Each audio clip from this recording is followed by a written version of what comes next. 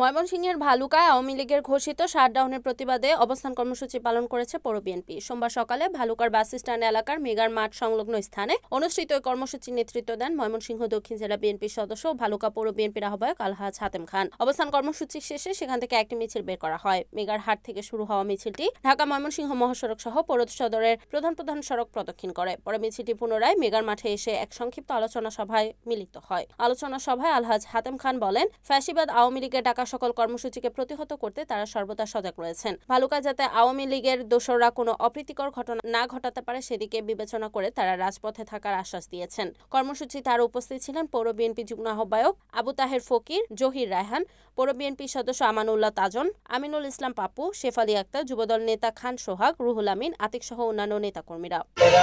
ইতিমধ্যে জানতে পেরেছেন যে আজকে 17 নভেম্বর স্বৈরাচার শেখ হাসিনা, খনি শেখ হাসিনার রায় ঘোষণার দিন। সেই রায়কে কেন্দ্র করে আওয়ামী সন্ত্রাসী বাহিনী যাতে এই দেশে কোনো অরাজকতা সৃষ্টি করতে না পারে, নৈরাজ্য সৃষ্টি করতে না পারে, কোনো ধরনের বিশৃঙ্খলা সৃষ্টি করতে না পারে, তার জন্য আমরা আজকে ভালুকা পৌর বিএনপির উদ্যোগে অবস্থান কর্মসূচি পালন করেছি এবং এখন পর্যন্ত আমরা মাঠে আছি। রায় ডিক্লেয়ার হওয়ার পরে, শান্তিপূর্ণ পরিবেশ সৃষ্টি হওয়ার পরে এখন পর্যন্ত ভালুকায় কোথাও কোনো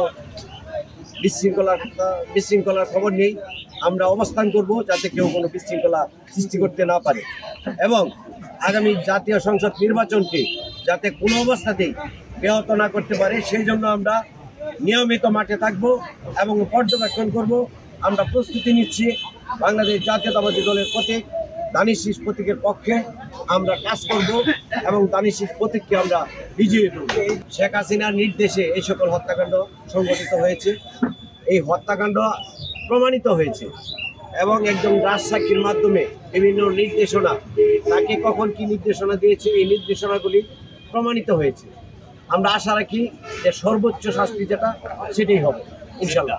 রিপোর্ট ইমন সরকার, এনএন টিভি, ময়মনসিংহ।